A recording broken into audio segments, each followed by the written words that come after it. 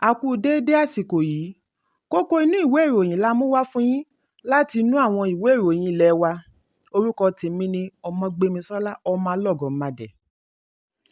Lónìí ọjọ́ Ajé 30 oṣù kẹwàá ni Ààrẹ Bọ́lá Tinubu fi ìgbàgbọ́ tí ó ní nínú olórí òṣìṣẹ́ rẹ̀ Fẹ́mi Gbàjàbíàmílà hàn. Nígbà tí ó ń sọ̀rọ̀ níbi ìbẹ̀rẹ̀ ìpàdé ìgbìmọ̀ òṣìṣẹ́ ọ̀sẹ̀ yìí ni ó ṣe àgbékalẹ̀ ìlànà òfin ìpàdé. Ààrẹ sọ̀rọ̀ lórí àwọn ohun tí ó ti ṣe àkíyèsí tí kò sì tẹ́ ẹ lọ́rùn. Lára rẹ̀ ni kí ẹni tí wọn kò fún ní àṣẹ máa rí ààyè sí ilé ìgbìmọ̀ ilé agbára. Gẹ́gẹ́ bí ọ̀rọ̀ ààrẹ, lákọ̀ọ́kọ́, ó ní ọ̀pọ̀lọpọ̀ ìròyìn ni wọ́n ń gbé ká lórí ohun tí ó ń ṣẹlẹ̀. Òun sì ti jẹ́ kí ọmọ orílẹ̀-èdè mọ̀ wípé òun lè ṣe àṣìṣe, wọ́n sì lẹ́tọ̀ọ́ láti sọ nípa rẹ̀ kí wọ́n ṣe àtúnṣe lé e lórí. Ọlọ́run nìkan ni ó ní déédé lọ́wọ́. Ó ní òun ní ìgbàgbọ́ tó jinná nínú olórí òṣìṣẹ́, kí olúkúlùkù fòpin sí gbogbo àhesọ tàbí ọ̀rọ̀ ẹ̀yìn tí wọ́n ń sọ kiri, kí gbogbo rẹ̀ mọ nílé ìgbìmọ̀. Ààrẹ tẹ̀síwájú wípé bí òun bá ṣe àṣìṣe, òun á gbà kí wọ́n jọ pawọ́pọ̀ gbógun ti ìwà ìbàjẹ́, kí wọ́n sì fi òfin múlẹ̀ lápapọ̀. Lẹ́yìn èyí ni ilé ìgbìmọ̀ dìde ìṣẹ́jú kan fún ọmọ ẹgbẹ́ ilé ìgbìmọ̀ òṣìṣẹ́ àná àti olórí iléeṣẹ́ ìjọba àpapọ̀ nígbà kan rí Alhaji Adamu Fikar tí ó dolóògbé ní ọ̀sẹ̀ tí ó kọjá lẹ́ni ọ̀ọ́dúnrún ọdún 90 years. Ìpàdé ń lọ lọ́wọ́ báyìí pẹ̀lú akọ̀wé fún ìjọba àpapọ̀ George Akume, olórí òṣìṣẹ́ ìjọba Dókítà Fọláṣadé Yẹmí Ẹ̀san, olórí òṣìṣẹ́ fún ààrẹ Fẹ́mi Gbàjàbíàmílà, olùbádámọ̀ràn pàtàkì fún ìjọba lórí ààbò Malam Nuhu Ribadu àti ọ̀pọ̀lọpọ̀ àwọn mínísítà ni ó wà níbi ìpàdé. Ẹ̀kúnrẹ́rẹ́ ìròyìn yìí wà nínú ìwé ìròyìn The Nation tó jáde lónìí. Olùdíje du ipò ààrẹ lábẹ́ òṣèlú People's Democratic Party (PDP) nínú ìdìbò ọdún yìí, Atiku Abubakar, ti sọ gbangba wípé òun kò tíì ṣetán àti fi òṣèlú sílẹ̀.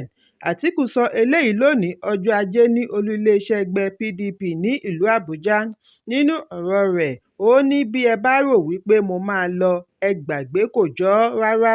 Atiku pèdè yìí bí ó ti ń sọ̀rọ̀ lórí iṣẹ́ òṣèlú rẹ̀ ọjọ́ iwájú àti ìpòǹgbẹ fún ipò ààrẹ ọjọ́ pípẹ́ tí ó ní ó ṣeé ṣe kí òun tẹ̀síwájú ní ọdún 2027 nígbà tí iye ọdún rẹ̀ yóò ti tó 81 ní ìgbà náà, 81 years. Olùdíje du ipò ààrẹ dúró lórí wípé òun gbégbá orókè nínú ìdìbò ọjọ́ 25 oṣù kejì ọdún yìí. Ó ní ìrírí yóò gbèjà òun.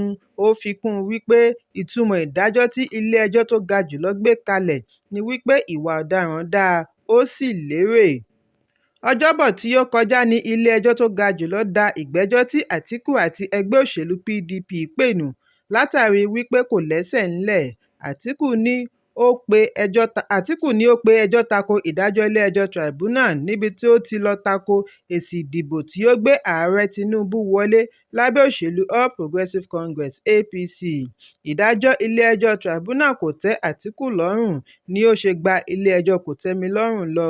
Ẹ̀kúnrẹ́rẹ́ ìròyìn yìí wà nínú ìwé ìròyìn The Nation tó jáde lónìí.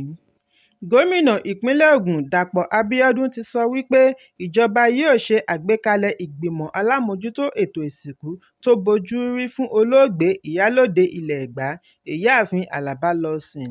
Ọjọ́ Àbámẹ́ta ni Lawson jáde láyé lẹ́ni ọdún 72, 72 years lẹ́yìn àìsàn ráńpẹ́. Abíọ́dún ṣe ìbẹ̀wò sí ẹbí olóògbé, oníṣòwò, ẹlẹ́yinjú àánú, elétò ẹ̀kọ́ àti ajàfẹ́tọ̀ọ́ obìnrin ní ìlú Abẹ́òkúta. Bí ó ti ṣe àpèjúwe rẹ̀ gẹ́gẹ́ bí akíkanjú obìnrin, gómìnà ní ikú òjijì Ìyálóde jẹ́ ìbànújẹ́. Àwọn sì ti gbé ìgbìmọ̀ dìde tí yóò jíròrò pẹ̀lú àwọn ẹbí lórí bí wọ́n ṣe ṣe ẹ̀yẹ ìkẹyìn tó bójú rí. Gẹ́gẹ́ bí ọ̀rọ̀ gómìnà, ó sọ fún àwọn ẹbí wípé àwọn kò ní fi wọ́n sílẹ̀ lákòókò yìí nítorí màmá jẹ́ ọ̀pọ̀lọpọ̀ nǹkan fún ọ̀pọ̀lọpọ̀ èèyàn. Ó ní màmá jẹ́ olótìítọ́ ènìyàn tí kìí fi ọ̀rọ̀ sábẹ́ ahọ́n sọ. Màmá kìí sọ̀rọ̀ ẹ̀yìn, bọ́rọ̀ bá ṣe rí ni wọ́n ṣe ń sọ ọ́. Nígbà tí ó ń fèsì, ọmọkùnrin màmá Akínọlá Lawson dúpẹ́ lọ́wọ́ gómìnà fún àtìlẹ́yìn rẹ̀ nígbà ayé màmá. Ẹ̀kúnrẹ́rẹ́ ìròyìn yìí wà nínú ìwé ìròyìn Thisday tó jáde lónìí. Gómìnà ìpínlẹ̀ Abia Alex Otti ti ṣàlàyé lórí ìwà àwọn ọ̀daràn nínú ọjà ẹran Lọpanátà àti agbègbè rẹ̀ ní ìjọba ìbílẹ̀ Umunneochi. Gómìnà sọ bí ikọ̀ ẹ̀ṣọ́ ṣe àwárí 50 òkú ènìyàn, 20 òkú ènìyàn tí kò lórí tó ti ń bàjẹ́ àti ọ̀pọ̀lọpọ̀ egungun tí wọ́n fọ́n ká sílẹ̀ káàkiri agbègbè. Alẹ́ àná ni gómìnà ṣe àfihàn yìí níbi ìkẹ́kọ̀ọ́ kejì olóṣooṣù pẹ̀lú àwọn akọ̀ròyìn tí wọ́n pe àkọlé rẹ̀ ní "Ọ̀rọ̀ Gómìnà sí ará ìlú, Governor Alex Otti speaks to Abians", tí ó wáyé lórí ẹ̀rọ asọ̀rọ̀mágbèsì live broadcast tí ó fún àwọn ará ìlú ní àǹfààní àti máa pè wọlé béèrè ìbéèrè lórí ohun tó ń rú wọn lójú lọ́wọ́ gómìnà. Otti ṣàlàyé wípé ìwádìí yìí ló mú ìjọba sọ ọjà ẹran yìí di èèwọ̀ fún àwọn olùgbé ibẹ̀ bí wọ́n ṣe ní kí gbogbo àwọn olùgbé ibẹ̀ fi ibẹ̀ sílẹ̀. Ó wáá fi kún un wípé láti ìsinyìí lọ, ọjà yìí yóò jẹ́ ọjà gbogbogbò fún oríṣiríṣi ọjà tí wọ́n máa ná láàárín aago 6 àárọ̀ sí aago 6 ìrọ̀lẹ́ lójoojúmọ́. Gómìnà ní yàtọ̀ sí òkú ènìyàn tí wọ́n ṣe àwárí nínú ọjà yìí, bákan náà ni wọ́n sọ ọjà ọ̀hún di ilé olówó nàbì, àwọn agbébọn, ajínigbé, àwọn elégbòogi olóró àti bẹ́ẹ̀ bẹ́ẹ̀ lọ. Ọjà yìí àti agbègbè rẹ̀ ni wọ́n ti dámọ̀ fún oríṣiríṣi iṣẹ́ láabi tí ó wà lójúnà Enugu sí Port Harcourt. Ìpinnu ìjọba láti sọ ọjà yìí di èèwọ̀ fún àwọn olùgbé ni àwọn ẹgbẹ́ kan ṣì gbọ́. Ẹgbẹ́ àjọ Àríwá Northern Consensus Movement (NCM) ni wọ́n sọ wípé ìjọba mọ̀ọ́mọ̀ fẹ́ lé àwọn ará Àríwá kúrò ní ìpínlẹ̀ Abia. Ààrẹ ẹgbẹ́ NCM Awal Abdullahi ni ó jẹ́jẹ̀ẹ́ wípé òun kò ní lajú sílẹ̀ kí ẹ̀gbin máa taba àwọn olókoòwò láti àríwá ní ìpínlẹ̀ Abia tàbí ìpínlẹ̀ kankan ní ẹkùn gúúsù. Bákan náà ni ó rọ Ààrẹ Bọ́lá Tinubu àti Sultan ti Sokoto Alhaji Sa'ad Abubakar kẹta láti dá sí i nípa pípe àkíyèsí ìjọba ìpínlẹ̀ Abia kí ó fún un ní gbèdéke àti lé àwọn ará ẹkùn gúúsù kúrò ní ẹkùn àríwá bí kò bá jáwọ́. Ṣùgbọ́n Otti ní ẹgbẹ́ NCM ti kó ọ̀rọ̀ wọn jẹ nígbà tí wọ́n rí ẹ̀rí àrídájú lórí iṣẹ́ láabi tó ń lọ lọ́wọ́ nínú ọjà yìí àti agbègbè rẹ̀. Ó ṣàlàyé wípé fífi ipá mú àwọn ènìyàn kúrò nínú ọjà kò ní nǹkan kan ṣe pẹ̀lú ọ̀rọ̀ ẹ̀sìn tàbí ẹ̀yà, ṣùgbọ́n fún ààbò lórí ẹ̀mí àti dúkìá fún gbogbo olùgbé ìpínlẹ̀.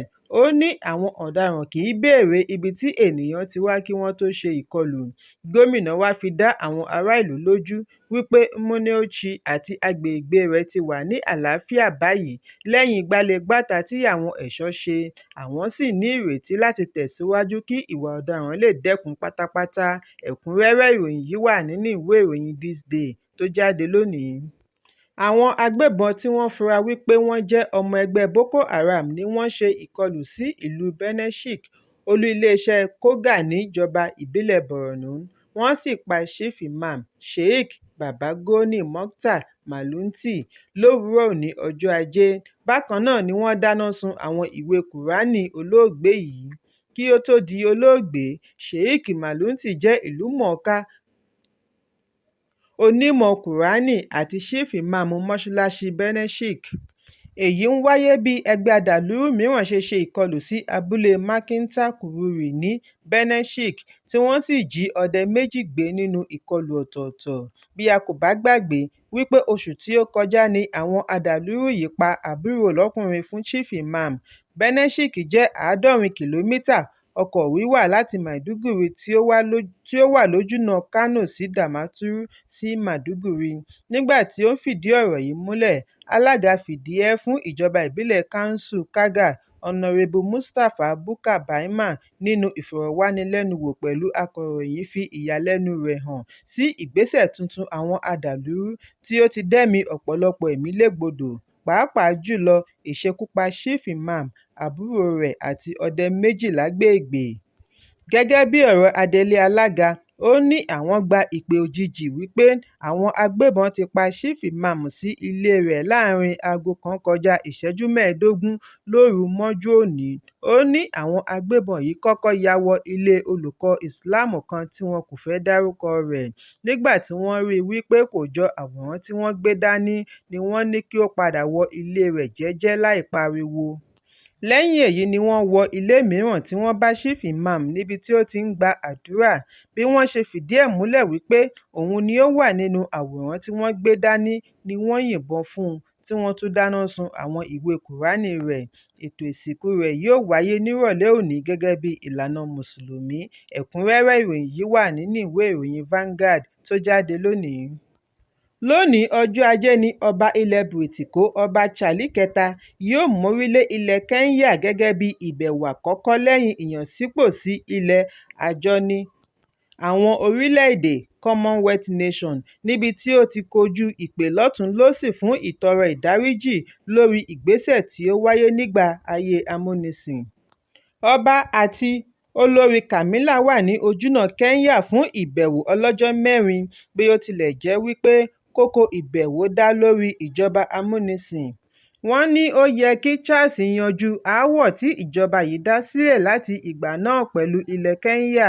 Lára rẹ̀ ni ìpè pàjáwìrì láàrin ọdún 1952 sí ọdún 1960 nígbà tí àwọn ìjọba amúnisìn fi tipátipá gbé ìgbésẹ̀ sí ìdáhùn ìpolongo Mau Mau Guerrilla tako àwọn ará aláwọ̀ funfun.